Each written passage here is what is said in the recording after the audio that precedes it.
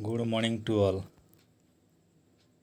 आज आम पिले भूगोलर प्रथम विषय प्रथम पाठ संबल। प्रथम पाठरे अच्छी संबल और तार विकास। देख, मनुष्य तार जीवन धारण पाई भूपृष्ठस्थ प्राकृतिक परिवेश उपरे सदा सर्वदा निर्भर करिथाए। पृथ्वी होछि आम ग्रह। पृथ्वी रे 3 भाग जल 1 भाग स्थल भाग अच्छी। चारिआडे मनुष्यर प्राकृतिक परिवेश घेरी रही। ये प्राकृतिक परिवेश मनीष तार सब बेले आवश्यकता सी पूरण कर आसुची। तो चतुर्पार्श्वस्थ परिवेश विभिन्न प्राकृतिक वस्तु को प्रत्यक्ष बा परोक्ष भाव विनियोग कर से तार जीवन जापन आवश्यकता पूरण करिथाए। शुण पिले, आम चतुर्पार्श्व जहाँ किछि अछि ताहाको आमे परिवेश बोली कहू।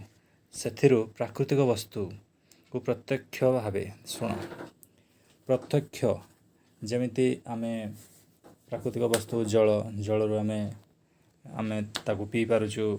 वायु आमे अम्लजान नहीं पारुछु। आमर श्वास प्रश्वास सी आमको साहाय्य करुछि। बाली गोड़ी पत्थर सब आमको खनिज पदार्थ एगुड़ाक परोक्ष आसूची। प्रत्यक्ष जोगुड़ा सीधा सड़क कृषि कार्य आमको से सीधा सड़क आमको सुविधा दौची। मनुष्य तार आवश्यकता पूरण कर पारुछि। प्रत्यक्ष परोक्ष भाव केउटा कह आम परिवेश जमिति लोहा पत्थर आम उत्तोलन कले से खनिज पदार्थर कल कारखाना को नेले से आम विभिन्न प्रकार द्रव्य तैयारी कले सेटा हला परोक्ष भाव में संबलर विनियोग। एपरी करने द्वारा मनुष्यर जीवन यापन जो करुछि पिले लाइफस्टाइल तार चेंज होछि, आवश्यकता पूरण हो पारुछि। यहाँ द्वारा जीवन शैली मध्य उन्नत होछि। जेते बेले देख उदाहरण स्वरूप काठरू काठ उपकरण काठरू काठ उपकरण कहले टेबुल चेयर कबाट झरका आम तैयारी करुछु। सेटा आम प्राकृतिक संबल जो जंगल रू आनिले सेटा आमर आवश्यकतार परिणत हो गला। जेते बेले आसबाब पत्र कले तोलारू सूता कपारू आम तोला बाहर कले तोलारू सूता कले आमे ताहा पिंधि पारे। सूतारू लुगा कले खनिज पदार्थर विभिन्न यंत्रांश जमिति लोहारू विभिन्न प्रकार यंत्रपाति तंबा आरु तार एमती सबकि बाहर कर यंत्रांश। गृह उपकरण रे काठ लगाऊँ आम किंबा पत्थर सबकि आम प्राकृतिक परिवेश पे आसुची। सामग्री गुड़िक अपेक्षा से उत्पाद गुड़िक अधिक मूल्यवान होता है। जमिति काठर मूल्य जी होता है ता अपेक्षा काठर उपकरण जिते बड़े आम तैयारी करदू गोटे टेबुल चेयर किंबा गोटे बाक्स से काठर मूल्य अनुसार से उपकरण इक्विपमेंट्सर मूल्यटा पिले सब बेले अधिक होता है। ताहले आम एबे जानिबा संबल कहले कौन। देख पिला माने मनुष्यर व्यक्तिगत तथा सामाजिक आवश्यकता पूरण करिबारे उपयोगी और मूल्यवान विवेचित होउथुबा परिवेशर विभिन्न पदार्थ जैव अजैव तथा शक्ति इत्यादि जहाँ प्राद्योगिक दृष्टिकोण सुगम्य अर्थनैतिक दृष्टिकोण संभव एवं सांस्कृतिक दृष्टिकोण ग्रहणयोग्य संबल बा रिसोर्स बा धन आमर चारिपाटे देख पिला माने प्रकृति रे परिवेश घेरी रही। से प्रत्यक्ष कि परोक्ष हिसाब से मनीष तार आवश्यकता पूरण हो पारुछि। एथुरु जानिल मनुष्यर व्यक्तिगत प्रति मनुष्यर प्रति गोटी गोटी मनुष्यर आवश्यकता सी पूरण करुछि। तथा एक रु नहीं कि अनेक सेमिति गोटे लोक हेले व्यक्तिगत स्वार्थ बा तार उपकारिता जेतेबेले सामाजिक आवश्यकता पूरण कले मनुष्यर प्रति मनुष्यर आवश्यकता पूरण करने सहित समाजर ये आवश्यकता पिला माने पूरण कला।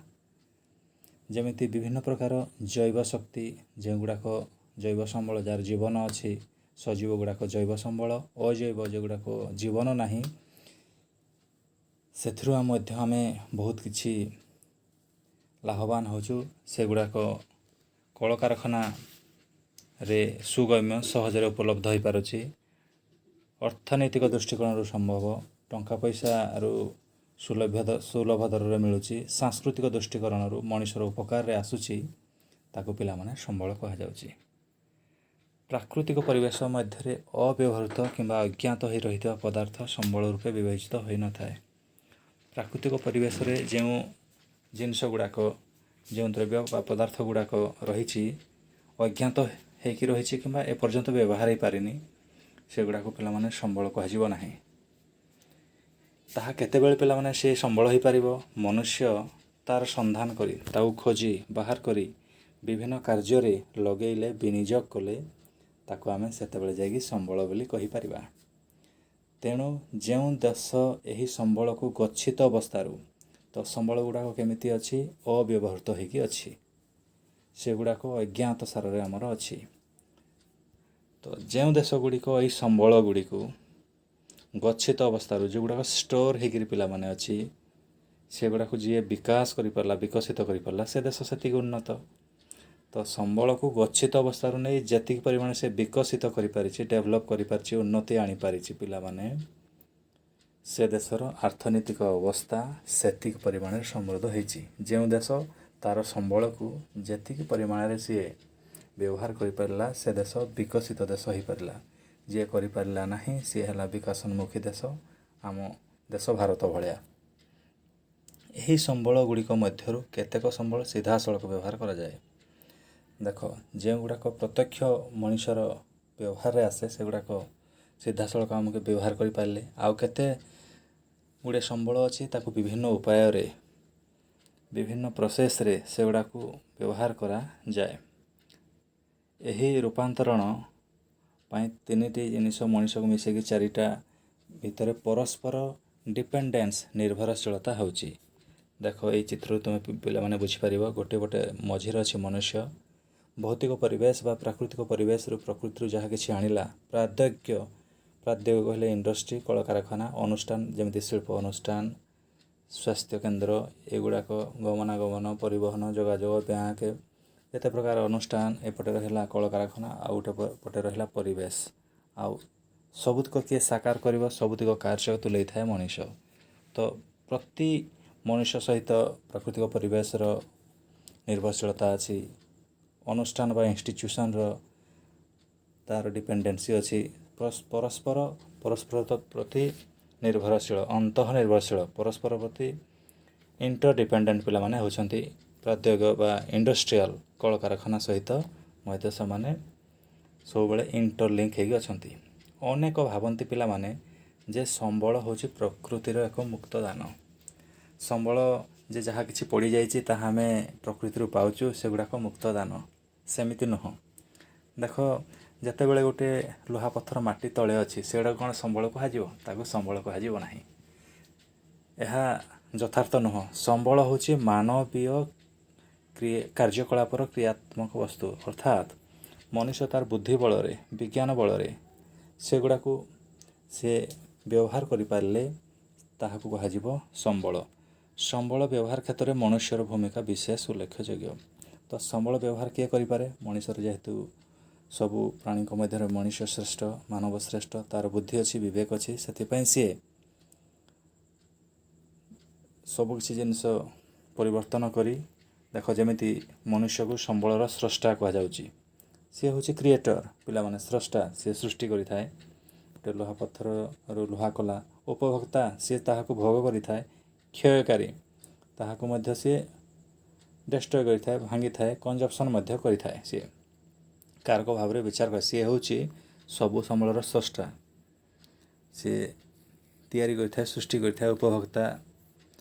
ଉପଭୋକ୍ତା କହିଲେ ସିଏ ତାହା ଭୋଗ କରିଥାଏ। କ୍ଷୟକାରୀ ମାନେ ସେଗୁଡ଼ାକ ଧ୍ୱଂସ କରିଥାଏ କିମ୍ବା ଅଦରକାରୀ ଭଳିଆ ନଷ୍ଟ କରିବାଟାକୁ କ୍ଷୟକାରୀ କାରକ ହିସାବରେ ଗ୍ରହଣ କରାଯାଏ। କାହାକୁ? ନା ସମ୍ବଳକୁ।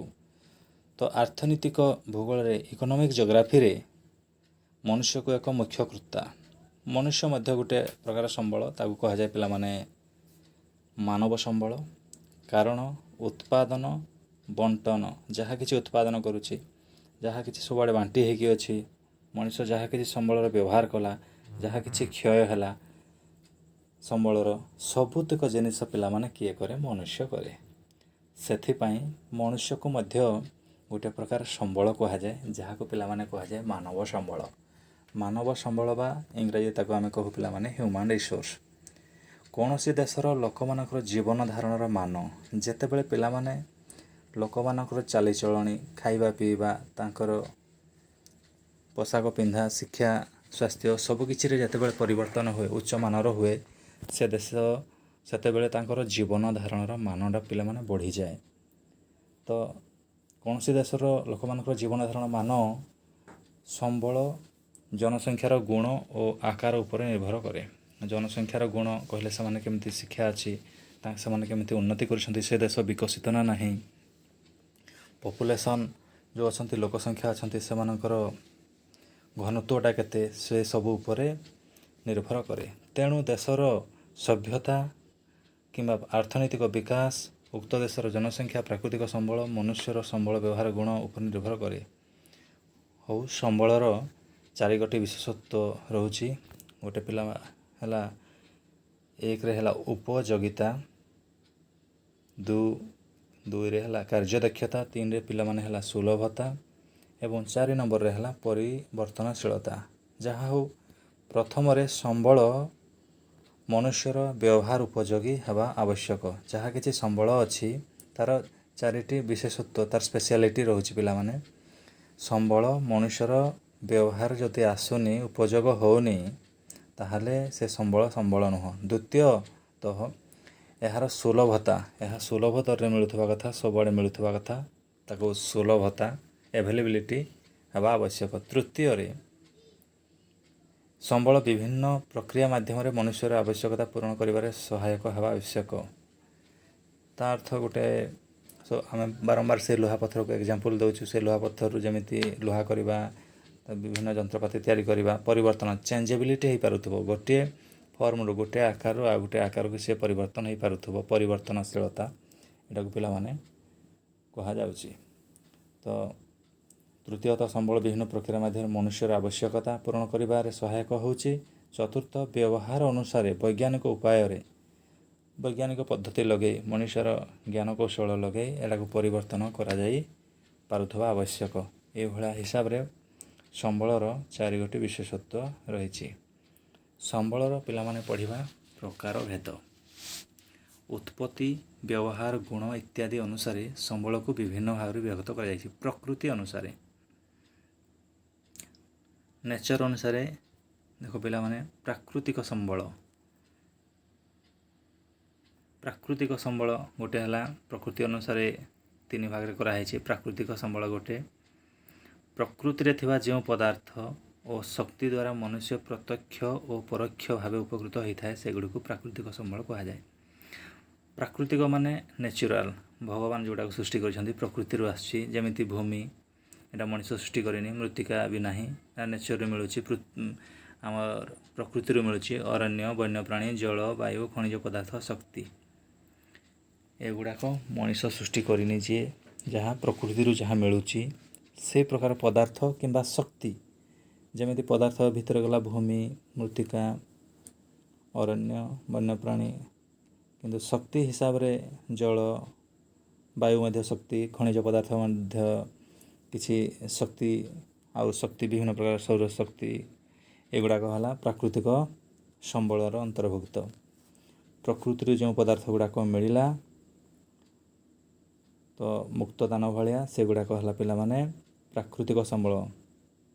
ଭୂମି, ମୃତ୍ତିକା, ଅରଣ୍ୟ, ବନ୍ୟପ୍ରାଣୀ, ଜଳ, ବାୟୁ, ଖଣିଜ ପଦାର୍ଥ ଆଉ ଶକ୍ତି, ଏଇଗୁଡ଼ାକ ପଦାର୍ଥ କିମ୍ବା ଶକ୍ତି ମନୁଷ୍ୟର ସିଧାସଳଖ, ଭୂମି ଆମର ସିଧାସଳଖ ଚାଷ କରିବାରେ ସାହାଯ୍ୟ କଲା। ମୃତ୍ତିକା, ମାଟିଟା ମଧ୍ୟ ସାହାଯ୍ୟ ହେଉଛି। ଅରଣ୍ୟ, ବନ୍ୟପ୍ରାଣୀ ସିଧାସଳଖ ଆମ ସାଙ୍ଗରେ, ସେ ବିଭିନ୍ନ ପ୍ରକାର ବନ୍ୟପ୍ରାଣୀ, ସେ ଜଙ୍ଗଲକୁ ସେମାନେ ସୁରକ୍ଷା ଦେଲେ। ଜଳ ଆମର ସିଧାସଳଖ ପ୍ରତ୍ୟକ୍ଷ ଭାବରେ ଆମର ଉପକାର ପାଉଛୁ, ବାୟୁଠାରୁ ମଧ୍ୟ ପାଉଛୁ। ଖଣିଜ ପଦାର୍ଥ ପରୋକ୍ଷ ଭାବରେ ପାଉଛୁ। ବିଭିନ୍ନ ପ୍ରକାର ଶକ୍ତି, ଖଣିଜ ଗୁଡ଼ାକରୁ ଆମେ ମଧ୍ୟ ପରୋକ୍ଷ ଭାବରେ ଉପକୃତ ହେଉଛୁ। ତ ପ୍ରକୃତି ପକ୍ଷରୁ ଯେଉଁଗୁଡ଼ାକ ମିଳୁଛି, ସେ ପ୍ରତ୍ୟକ୍ଷ ବା ପରୋକ୍ଷ ହିସାବରେ ମିଳିଲେ ପିଲାମାନେ ତାହା କୁହାଯାଏ ପ୍ରାକୃତିକ ସମ୍ବଳ। ସାଂସ୍କୃତିକ ସମ୍ବଳ, ସଭ୍ୟତାର ବିକାଶ କ୍ରମରେ, ସଭ୍ୟତା ଯେତେବେଳେ ବଢ଼ିଲା, ମଣିଷ ତା'ର ନିଜର ବୁଦ୍ଧି, ଶିକ୍ଷା ବଳରେ, ବିଭିନ୍ନ କାରିଗରୀ କୌଶଳ ବଳରେ ପିଲାମାନେ ଏଇ ଯେଉଁ ପ୍ରାକୃତିକ ସମ୍ବଳ ରହିଲା, ଯେମିତି ଖଣିଜ ପଦାର୍ଥ, ଜଳ, ମୃତ୍ତିକା, ଅରଣ୍ୟ, ଏଗୁଡ଼ାକୁ ସିଏ ବିଭିନ୍ନ ଉପାୟରେ ବ୍ୟବହାର କରିପାରୁଛି। ତ ଏଗୁଡ଼ାକ ସିଏ କରି ମଣିଷକୃତ ହିସାବରେ ସିଏ ଦେଖ ପିଲାମାନେ ବିଭିନ୍ନ ପ୍ରକାର ଅର୍ଥନୈତିକ ଅନୁଷ୍ଠାନ ସେ ପଥର ବାଲି କାଠ ଏମିତି ଲଗେଇକି ସିଏ ଅନୁଷ୍ଠାନ କଲା, ଶିଳ୍ପ କଲା, ଶିକ୍ଷା, ସ୍ୱାସ୍ଥ୍ୟ, ଗମନାଗମନ, ବାଣିଜ୍ୟ, ଅର୍ଥ ଲଗାଣ, ଅର୍ଥ ସଞ୍ଚାଳନ। ତ ଏଇଗୁଡ଼ାକ ସିଏ ଯେତେବେଳେ କରୁଛି ଏଇଗୁଡ଼ାକ କୁହାଯାଏ ପିଲାମାନେ ସବୁ ସାଂସ୍କୃତିକ ସମ୍ବଳ। ମାନବ ସମ୍ବଳ, ମାନବ ସମ୍ବଳ କହିଲେ ମଣିଷ ନିଜେ। ମନୁଷ୍ୟକୁ ସ୍ୱତନ୍ତ୍ର ଭାବେ ଏକ ପ୍ରକାର ସମ୍ବଳ ମଧ୍ୟ କୁହାଯାଉଛି ପିଲାମାନେ।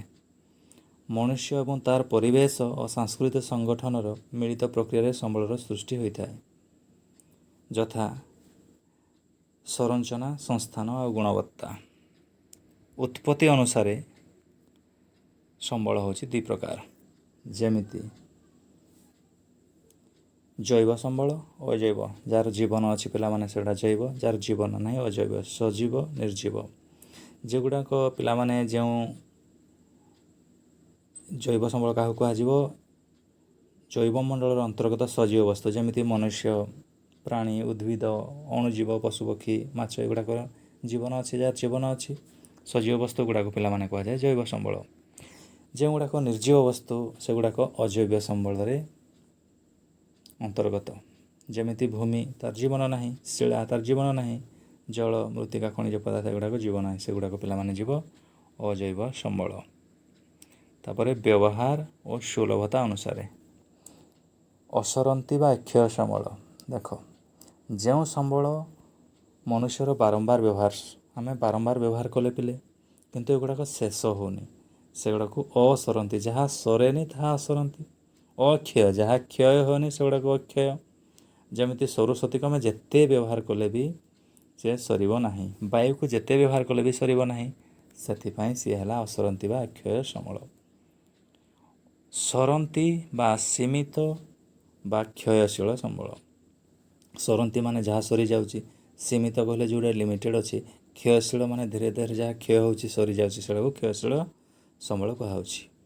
ମନୁଷ୍ୟର ବ୍ୟବହାର ଦ୍ୱାରା, ମଣିଷ ବାରମ୍ବାର ଯାହା ବ୍ୟବହାର କଲା, ଯେଉଁ ସମ୍ବଳ ଧୀରେ ଧୀରେ ହ୍ରାସ ପାଉଛି କିମ୍ବା ଶେଷ ହେବାର ଆଶଙ୍କା ହୋଇଯାଉଛି, ତାହା କୁହାଯାଏ ସରନ୍ତି ବା ସୀମିତ ବା କ୍ଷୟଶୀଳ ସମ୍ବଳ। ଯେମିତି ପେଟ୍ରୋଲିୟମ ଆମେ ବ୍ୟବହାର ବାରମ୍ବାର କଲୁ, ଧୀରେ ଧୀରେ ତାର ହ୍ରାସ ପାଇଲା, ଶେଷ ହେବାର ଆଶଙ୍କା ଅଛି, ନାଇଁ ପୁରା ଶେଷ ହୋଇଯିବ। ଇଏ କୋଇଲା, ସେଗୁଡ଼ାକ ଧୀରେ ଧୀରେ ଶେଷ ହୋଇଯିବ, ବିଭିନ୍ନ ଖଣିଜ ପଦାର୍ଥ। ତ ସେଥିପାଇଁ ପେଟ୍ରୋଲିୟମ, କୋଇଲା, ବିଭିନ୍ନ ଖଣିଜ ପଦାର୍ଥ ଗୁଡ଼ିକୁ ସରନ୍ତି ବା ସୀମିତ ବା କ୍ଷୟଶୀଳ ସମ୍ବଳ କୁହାଯାଏ। ପିଲାମାନେ